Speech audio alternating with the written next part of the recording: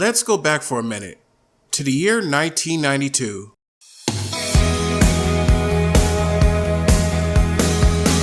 Bill Clinton won the presidential election, becoming the 42nd president of the United States.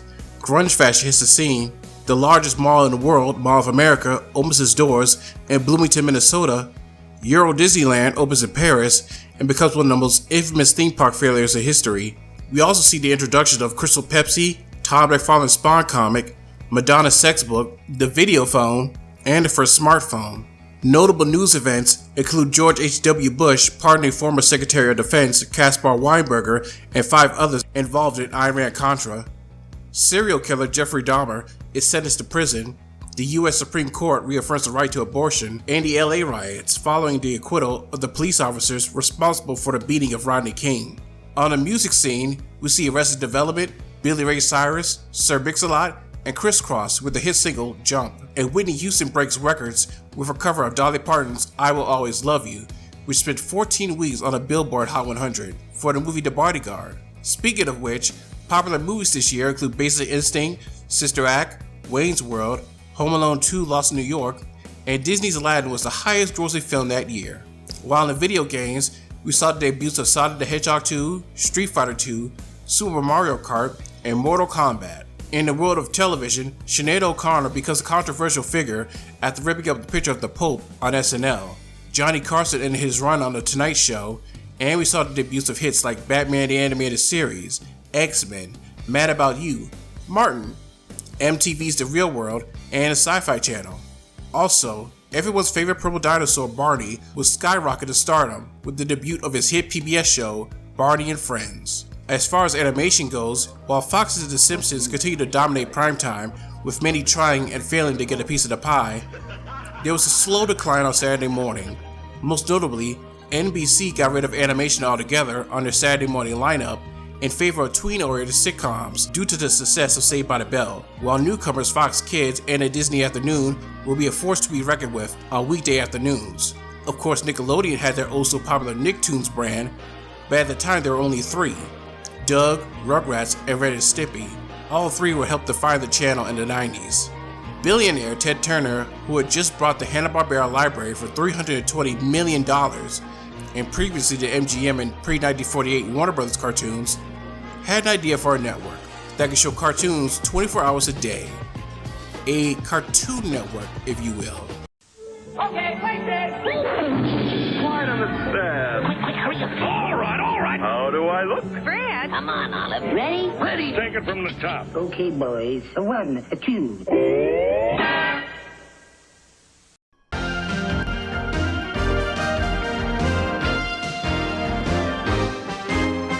Yogi Bear is smarter than the average bear.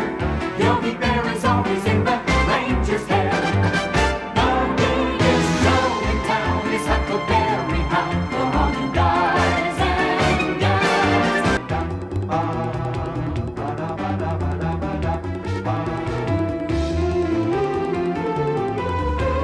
Scooby, Scooby-Doo, looking for you. Scooby-Doo-Doo, where are ya? Flintstones, meet the Flintstones, have a Hanna-Barbera day.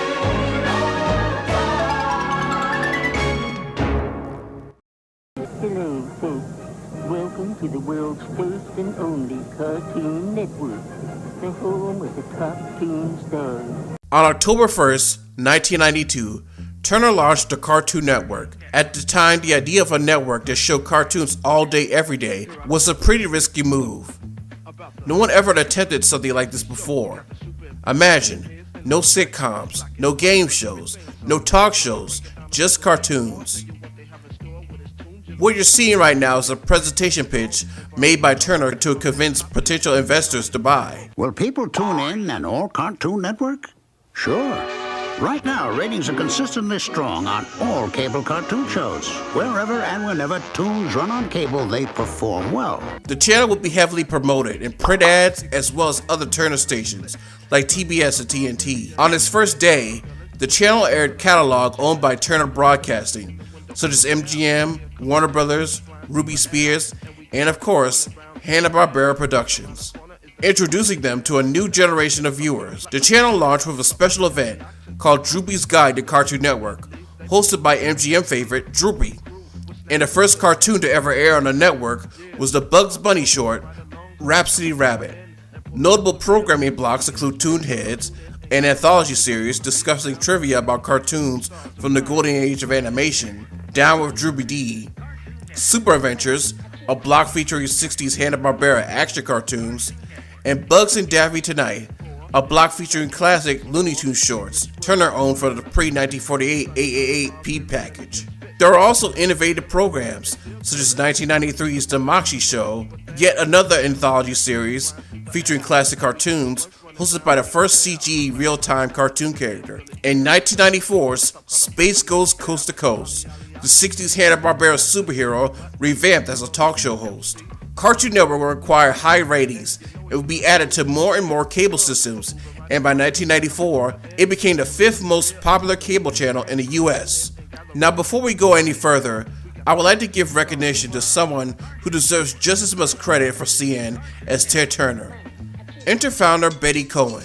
Cohen was the former director of marketing at TNT at its launch, responsible for their programming and promotion department. She also launched the NFL and NBA packages, which became very popular with male audiences. Impressed, Turner put her in charge in the creation of the Cartoon Network. She would be responsible for many highlights of the network's golden age, including the Cartoon Cartoons brand, Cartoon Fridays, Toonami, Adult Swim, and CartoonNetwork.com. She was stepped down due to creative differences in 2001. I never said just cable network. I never said kids network. I said world and I said brand. I defined the vision broader.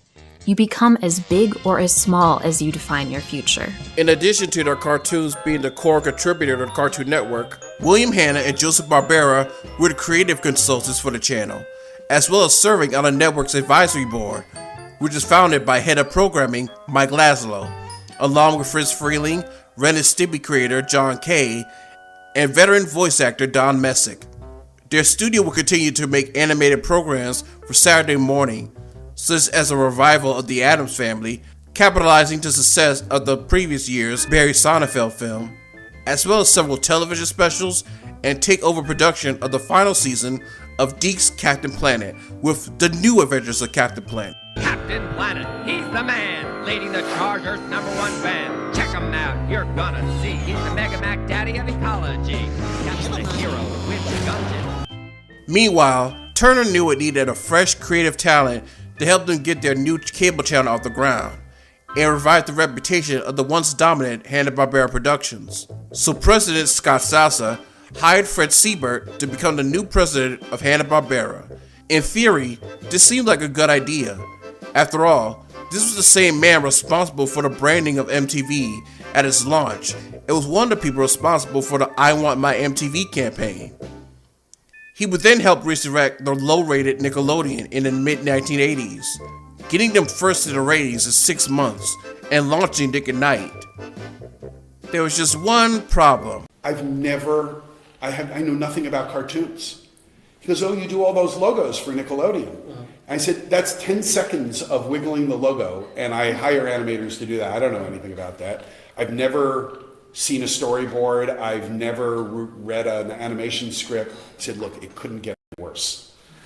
So Alan and I decided to close Fred Allen. So I took the job.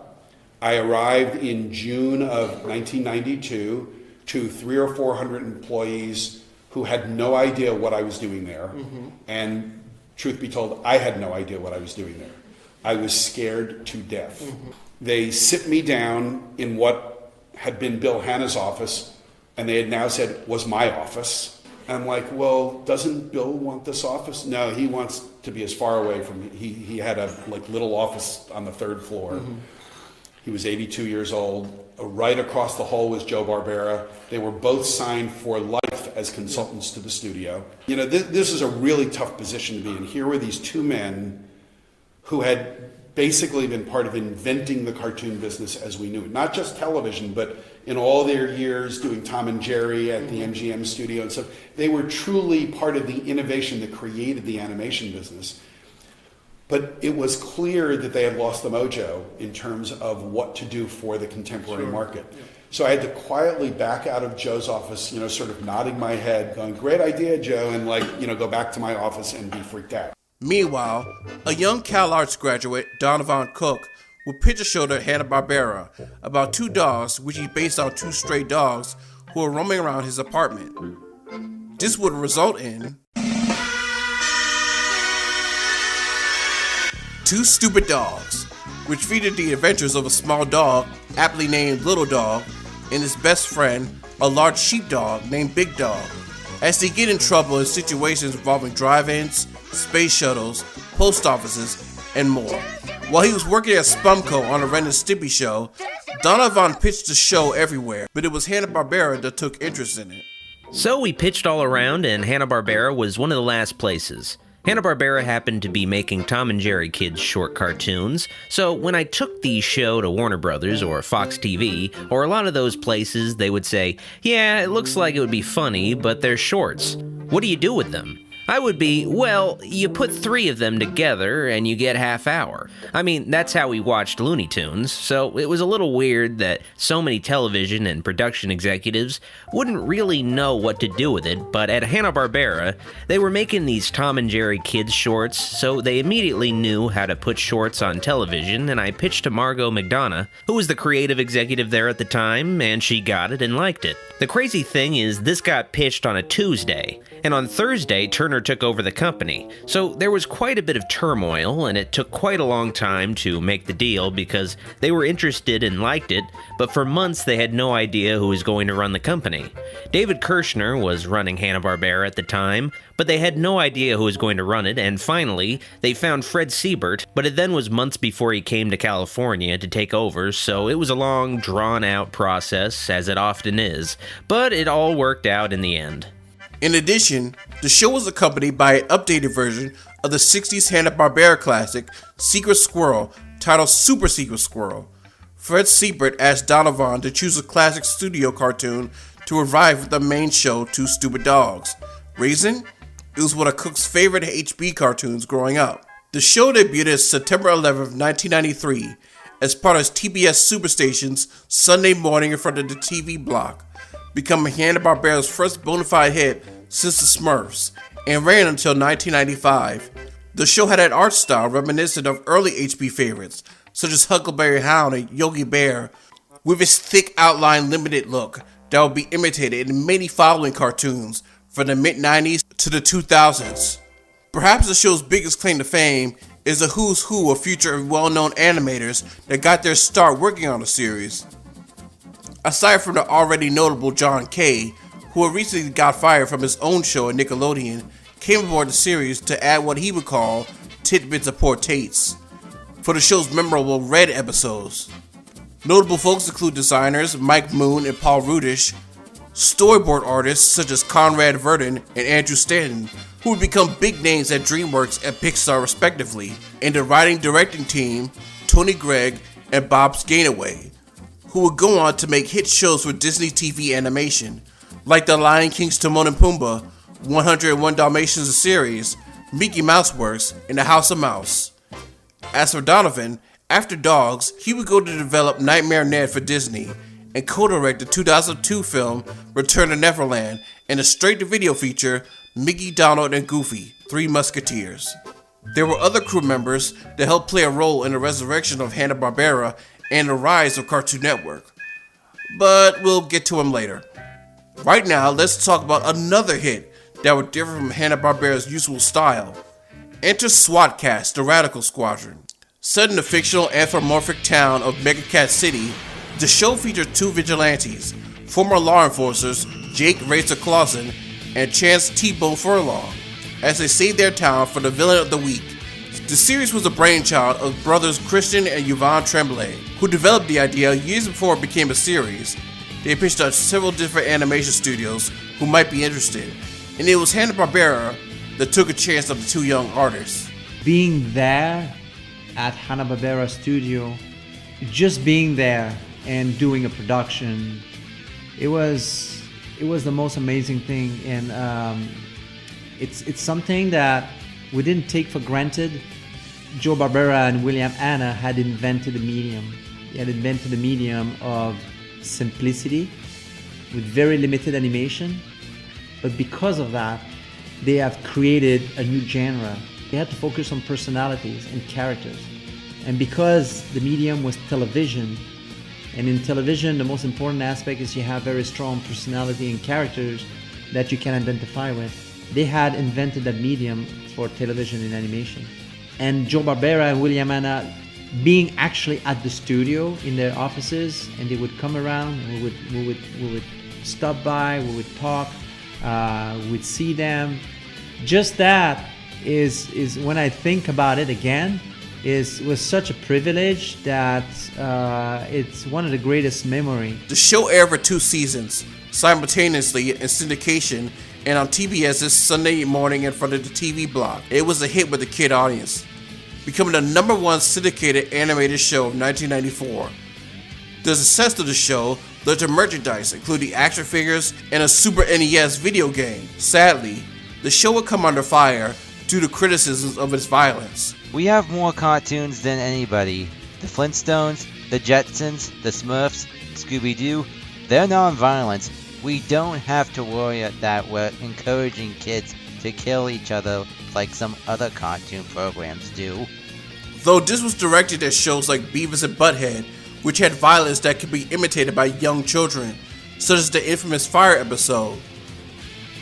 And with that, the show was canceled with 3 unfinished episodes, but gained a second life when reruns aired on Cartoon Network, and developed a cult following. Since the 2010s, there have been talks of a SWAT Kats revival, SWAT Kats Revolution, with a highly publicized Kickstarter that became a success. Will we ever see T-Bone and Razor again? Time will only tell. Oh, well, never mind.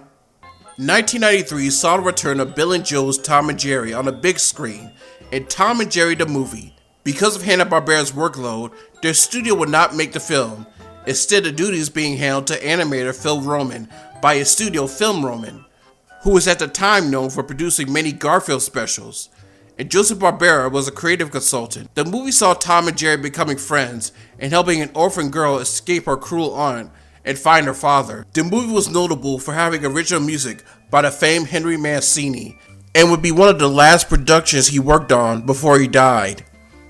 Critics were not impressed by the film, and it was a bomb at the box office. Most of the criticism was directed at the titular duo talking. William Hanna would co-produce the 20th Century Fox film Once Upon a Forest with David Kirshner.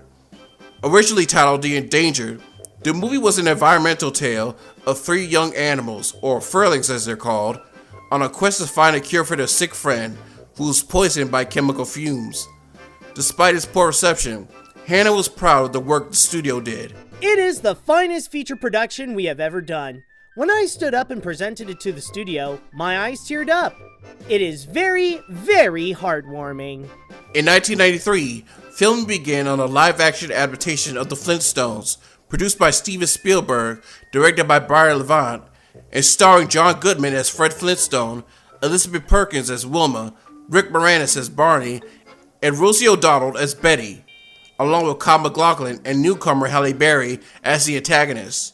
The film was released by Universal Pictures on May 27, 1994, to negative reviews, who criticized the story in adult tone, but the visual effects, sets, and performances, particularly Goodman as Fred Flintstone, were praised. The movie was also heavily promoted and ended up earning $342 million worldwide. Later that same year, Hanna-Barbera would team up with David Kirshner and a newly formed Turner Feature Animation to co-produce the Macaulay Culkin vehicle, The Pagemaster. Kirshner would produce and co-write the script. The movie ended up being a critical and financial bomb, but would gain a small following in recent years. Of course, the channel can't survive on reruns alone, so with that, Turner and Hanna-Barbera decided to focus their attention on original programming for Cartoon Network, canceling several projects based on their classic characters. Fred Seibert and Hanna-Barbera would come up with an idea that would become the blueprint of many popular cartoons of the 90s and 2000s. That idea would be World Premiere Toons, aka What a Cartoon. The concept will be a throwback to the golden age of animation, Remaining artists and animators, most from HB staff, would create 48 7-minute shorts that were similar in structure to theatrical cartoons. Ones that were well received would spin off to their own series on Cartoon Network. And the best part, full creative control was given to the artists, and creators with no executive interference. The idea was brilliant, as well as innovative, and while there were similar ideas before, like Liquid Television, world premiere tunes were far more popular. We didn't care what the sitcom trends were, what the coordinators did, what the sales departments wanted. We wanted cartoons. Since What a Cartoon was essentially a love letter to the golden age of animation, Sieber was taught by legends such as William Hanna, Joseph Barbera, and famed Looney Tunes director Friz Freleng, who showed him how animated shorts back then were made. John Kricfalusi was also one of the first people Fred approached when searching for new talent. Said new talent consisted of young animators who pitched their ideas to Fred and the studio, many of whom were Cal Arts graduates who did previous work for Hanna-Barbera, such as Gendy Tartakovsky, Greg McCracken, Butch Hartman, newcomer Van Particle, Rob Brazzetti, Pat Ventura, and David Feiss. Animators within and out the studio began to pitch ideas, such as longtime veterans Jerry Eisenberg, Don Jurich, Bruno Brozetto, and Ralph Bakshi. Hanna-Barbera founders and chairman William Hanna and Joseph Barbera even got in on the act and directed several shorts separately. Bill will create the shorts Hard Luck Duck and Wind Up Wolf. Both will be the last cartoons he would direct, while Joe would write and direct a couple of shorts centering on the Flintstones character Dino. Don't miss this! World premiere tunes! A brand new cartoon every single week, created by some major toon talent, like Bill Hanna and Joe Barbera, the guys who brought you the Stones, the Jetsons, and Scooby-Doo! Then there's heavyweights like Ralph Bakshi, creator of Cool World, and new guys like Craig McCracken, who's making his first tune ever! The top toon talent on the planet is coming together to make world premiere tunes! Catch the very first one on Monday, February 20th at 8 p.m., only on the Cartoon Network! World Premiere Tunes made its debut February 20th, 1995 during a Space Ghost Coast to Coast special, President's Day Nightmare, where many of the short's creators made an appearance. The first short to ever air was Greg McCracken's Powerpuff Girls and Meet Fuzzy Lumpkins, in which 3 kindergartners with superpowers saved their town from the villainous Fuzzy Lumpkins, a hillbilly inventor creature who turns the whole city into meat. The shorts would air every Sunday, preceding the Mr. Spin's Cartoon Theater block, and would be promoted heavily on Cartoon Network and the other Turner stations. Some of the shorts were even featured as bonus cartoons on the VHS releases of more classic Hanna-Barbera cartoons.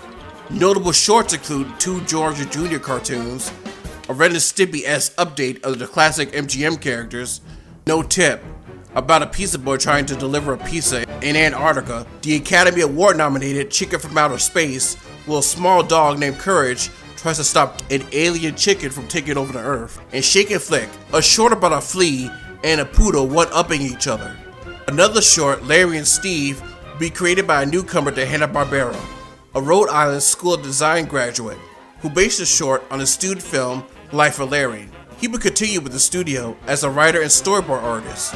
The newcomer was Seth MacFarlane. The original run of What a Cartoon would end in November 1997, but would be revived under several different monikers with new shorts and new talent. In 1995, Hanna-Barbera would release Dumb and Dumber on ABC, based on the hit Jim Carrey film. It would be the last Hanna-Barbera cartoon to air on Saturday mornings on broadcast network television. At this time, Turner started focusing on original programming for their channel, resulting in Cartoon Network's earliest hits and Hanna-Barbera's swan song.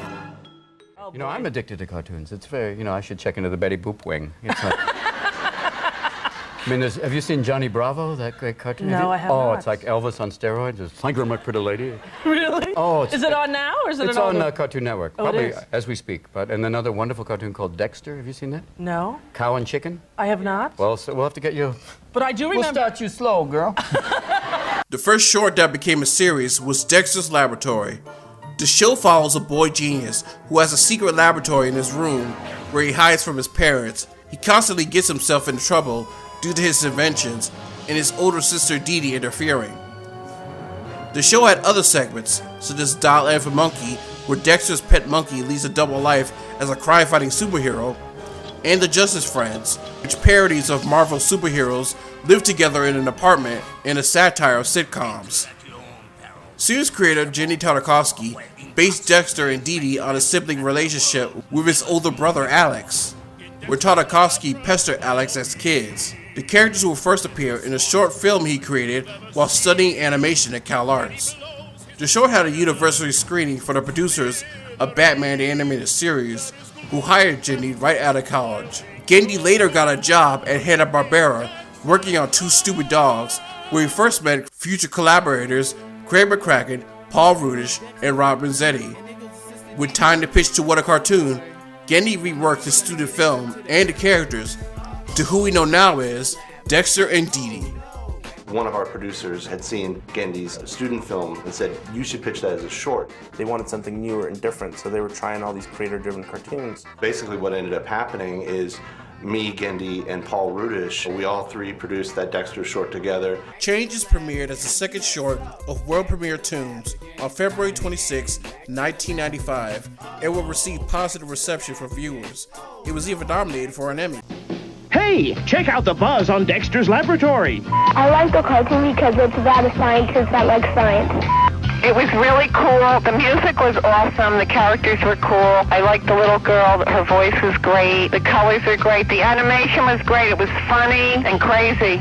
I liked your cartoon because I thought it was funny and cute. Thank you for letting me comment. It was really cute. It was child-oriented, and we want more. The show premiered April 28, 1996 on TNT, and the next day on Cartoon Network and TBS, becoming a huge hit. Critics and audiences praised the show for its humor, characters, and innovative animation style that harkens back to the older Hanna-Barbera, UPA cartoons, and Japanese anime. Even Betty Cohen would name the show as one of her favorite cartoons. Dexter's Lab was one of the network's highest rated series for years. It even spawned merchandise, such as toys, video games, albums, comics. He even made an appearance at the Macy's Thanksgiving Day Parade. The show originally ended in 1998, but would return the following year in a TV movie's finale, Ego Trip, where Dexter uses a time machine to save the future. Popular demand would lead to 2 more seasons without Gendy's involvement, and ending in 2003. Dexter's Lab remains one of the Cartoon Network's best shows. Not only did it usher a new renaissance in the Hanna-Barbera and CN's history, but it's important to television animation in general.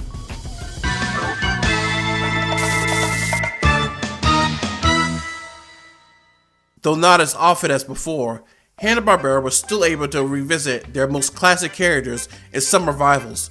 Cave Kids, a spin-off of the Flintstones, focused on the imaginative adventures of babies Pebbles and Bam Bam, along with Dino.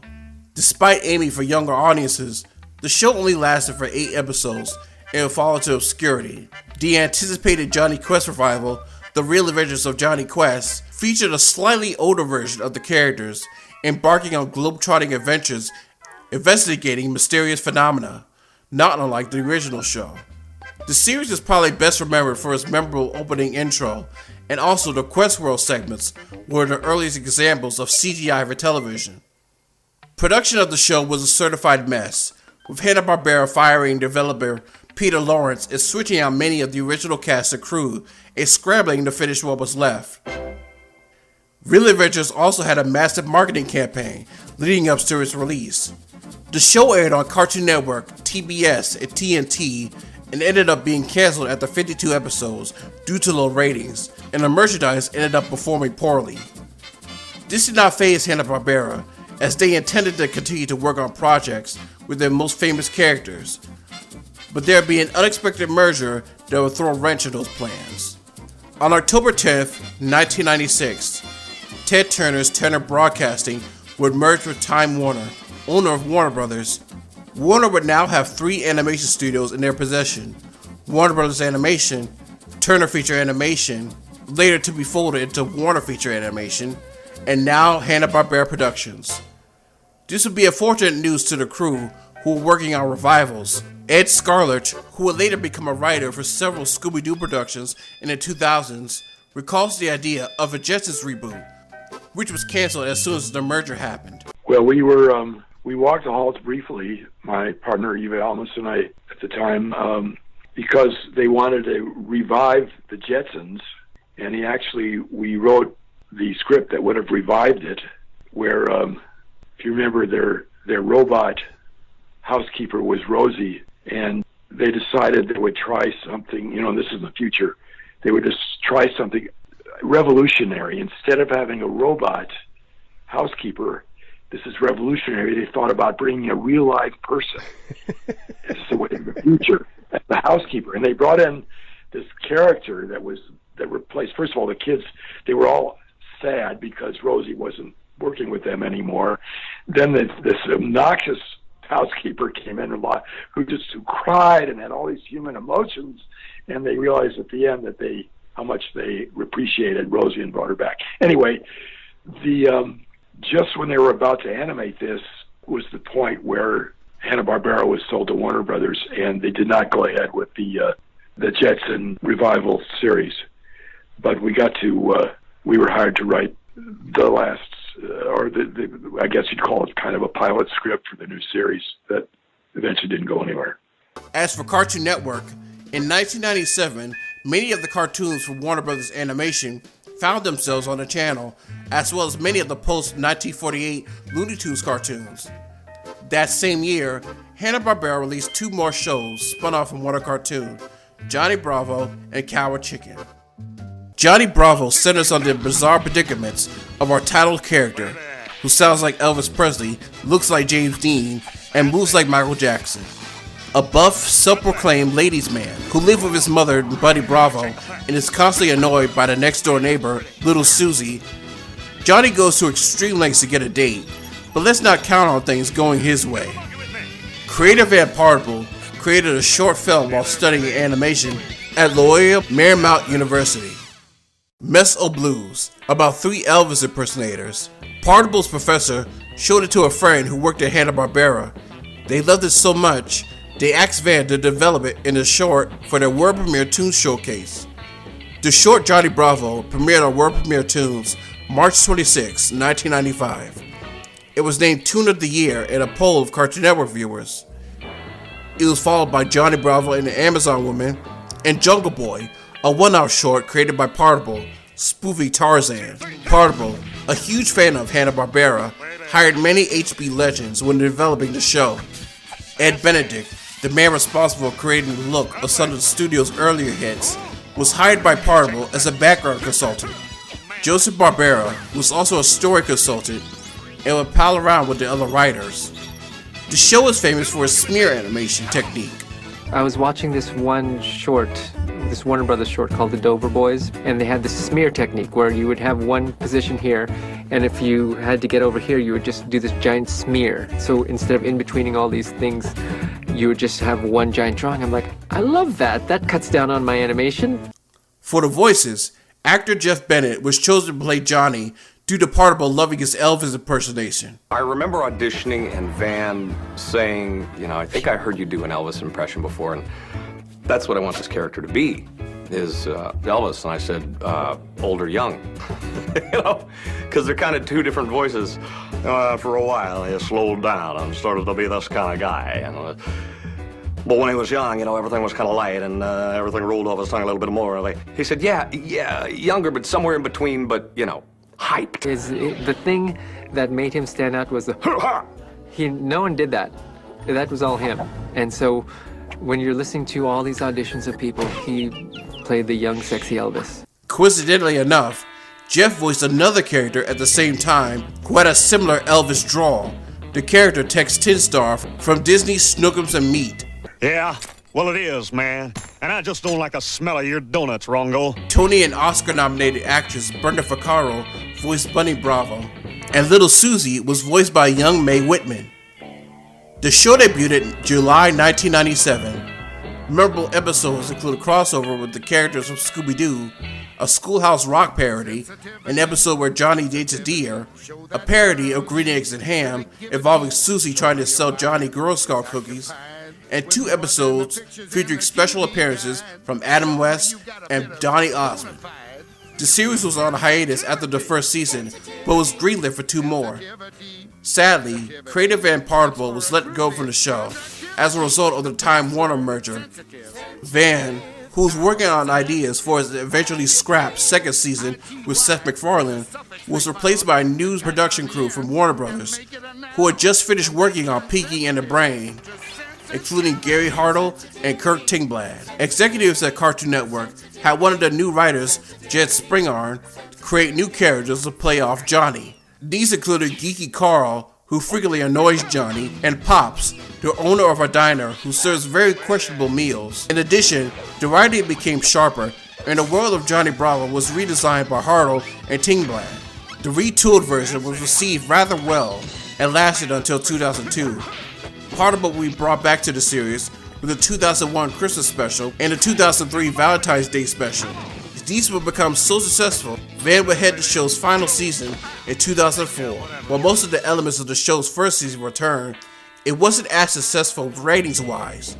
It ended in 2004 with the episode Johnny Makeover / Back on Shack, where Johnny gets a makeover by Don Knotts, Weird Al, and the Blue Falcon, and helps Shaquille O'Neal win a basketball game against Seth Green and Huckleberry Hound. Yeah, this is a weird show. The show has become a cult hit. Johnny remained one of CNN's most memorable characters. The show had a spin-off, toys, and launched the careers of several notable names. Johnny was last seen in the 2011 special, Johnny Goes to Bollywood, and the series hasn't yet become available on HBO Max. Could there be a comeback? Time will only tell. Given how children who grew up with the series are now adults, it's a possibility. Thumbs up. And I am Johnny Bravo, a mister of the universe. One of Hanna-Barbera's most surreal cartoons during this period was Cow and Chicken, centered around two siblings, a 7-year-old 400-pound cow and her older 11-year-old brother Chicken, who live in suburbia with their human parents, who are only seen from the waist down, constantly have run-ins with the very flamboyant devil named the Red Guy. Creator David Feiss had been at Hanna-Barbera since 1978, working on the 80s revival of the Jetsons, as well as the feature film.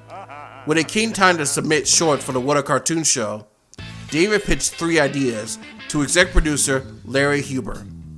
When I got this call from Larry Huber, who was an old friend of mine who'd been working at Hanna-Barbera for many years, and he said, "Hey, they're looking for new shorts. Would you like to pitch them an idea?" I said, "Yeah, I have a fresh idea." And within a number of weeks, it had sold. And within a year, I was doing a series. The short No Smoking premiered November 12, 1995. It was nominated for an Emmy. Audience responses to the short was so positive, it was greenlit for a series that premiered July 15, 1997. Cow and Chicken changed my career because it was the first production that was actually my original idea, my jokes, and my animation, my style. It was very exciting, it was challenging, I was having a blast. It was just so much fun. The show had a backup segment called I Am Weasel, which centered on a beloved, intelligent weasel voiced by Star Trek The Next Generation's Michael Dorn and a dim-witted baboon named IR. The latter tries to upstage Weasel, but with little success. This segment and characters became so popular, they migrated to their own spin-off. Voice legend Charlie Adler voiced 4 of the main characters, Cow, Chicken, the Red Guy, and IR Baboon. Cow's voice was based on Ellen Green's performance as Audrey in Little Shop of Horrors, while Chicken's voice was based on himself at 11. The show lasted for 52 episodes and ended in 1999. Cow and Chicken would continue to make appearances on later Cartoon Network material, such as Cartoon Fridays, several video games, bumpers, and cameos. Will nobody come out to serve us? Sister, you just said a mouthful of something. I'm out of here. As for their creator, David Feiss, he would continue to direct shorts, commercials, as well as work on films such as Open Season and Despicable Me 2. Cow and Chicken may not have set the world on fire like some of the other cartoons, but they do deserve to be acknowledged for helping put CN's original programming on the map. Cow and Chicken!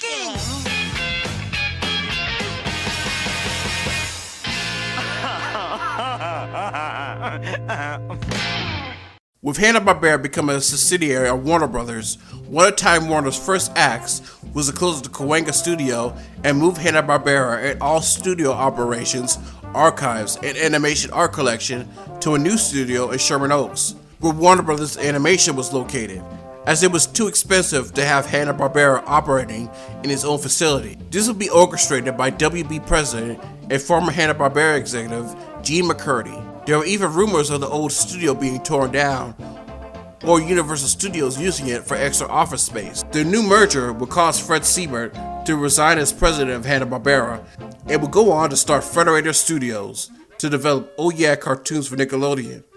Similar to What a Cartoon, the shows that would spin off from Oh Yeah were Chalk Zone, My Life as a Teenage Robot, and The Fairly Odd Parents, all shows created by former HB alumni, with the latter show becoming a huge hit for both Nickelodeon and creator Butch Hartman respectively.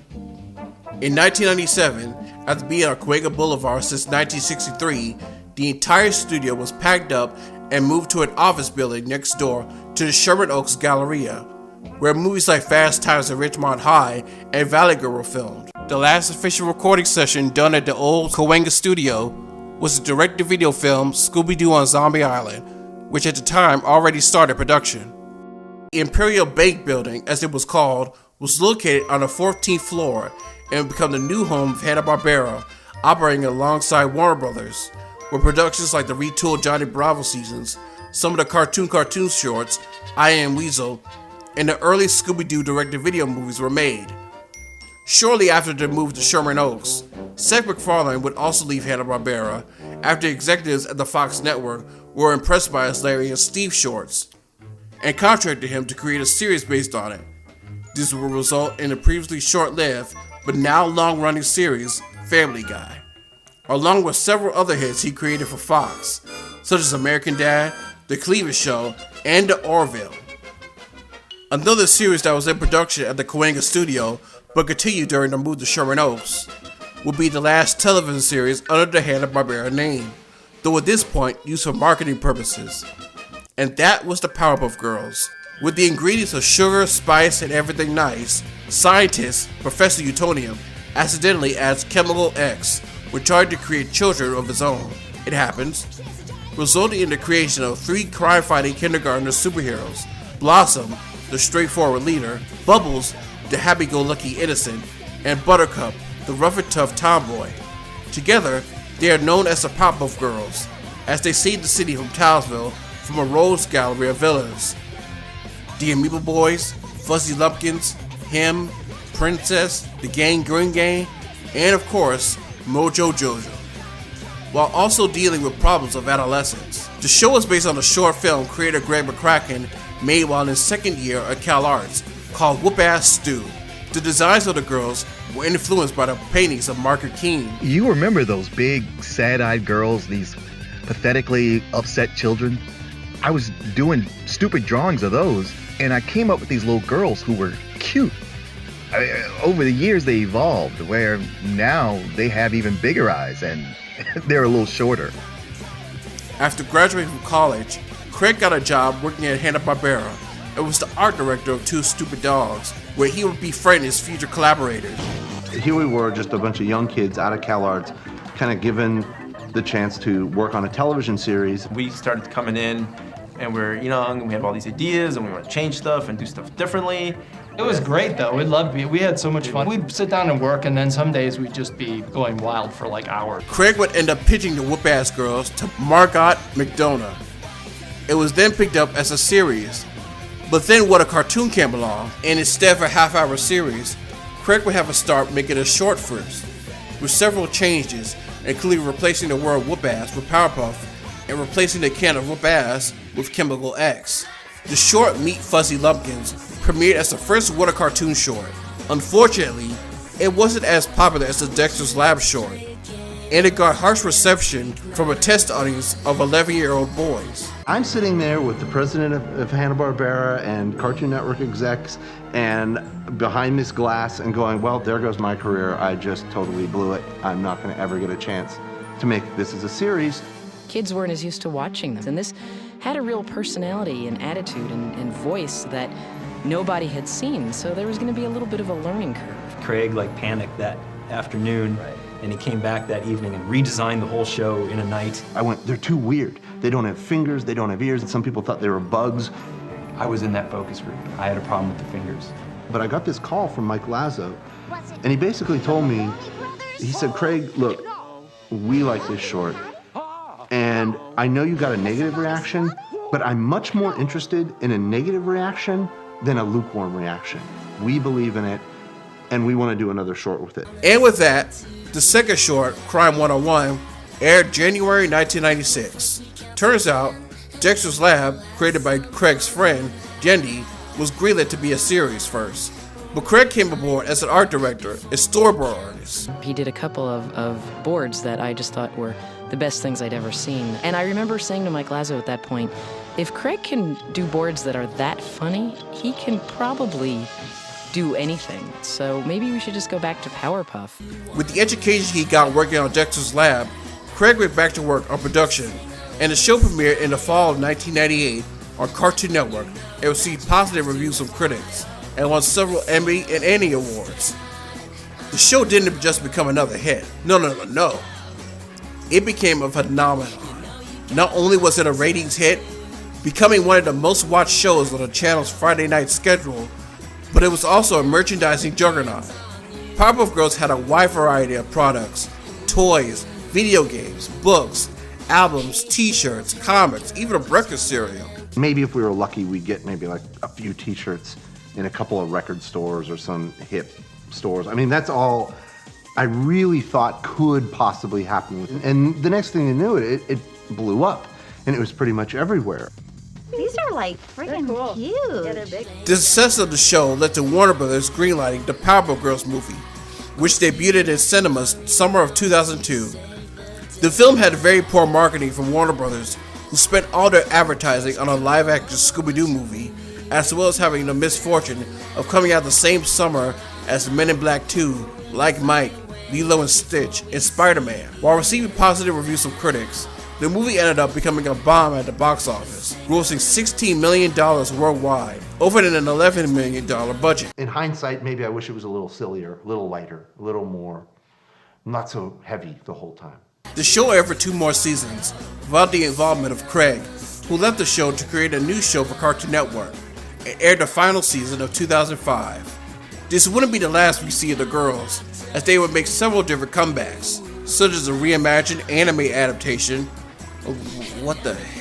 several TV specials, a reboot in 2016, as well as an upcoming live-action CW series, Powerpuff, by Heather Ringer and Diablo Cody, which for some reason is still happening. Despite this, the original is still seen as a classic, and attracted audiences of all genders, with their timeless characters, sharp writing, and fast-paced action, and it continues to be a fave.